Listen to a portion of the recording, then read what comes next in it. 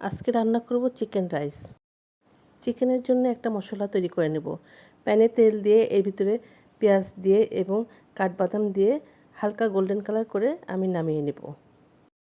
ভাজা পেঁয়াজের সাথে ধনিয়া পাতা, টমেটো, টক দই দিয়ে ব্লেন্ড করে নিয়েছি। ভাজা পেঁয়াজের তেলে আমি মুরগির টুকরোগুলো হালকা করে ভেজে ব্লেন্ড করে মশলা দিয়ে দিলাম।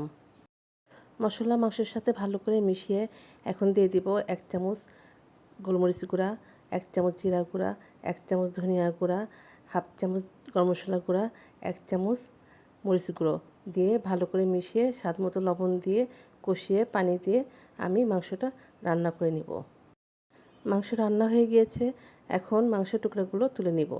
এখন এই মশলা পানির ভিতরে আমি পরিমাণ মতো পানি দিয়ে দিয়েছি এবং চাল দিয়ে স্বাদমতো লবণ দিয়ে আমি রাইসটা রান্না করে নিলাম।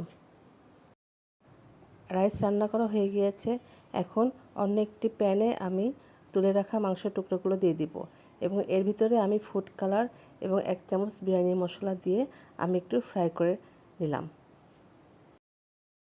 রাইসের উপরে মুরগির টুকরোগুলো সাজিয়ে দিলাম। এটা কোনো দমে দেওয়া লাগবে না। তৈরি হয়ে গেল চিকেন রাইস। এই চিকেন রাইস খেতে ভিন্ন রকম একটি ফ্লেভার পাওয়া যায়।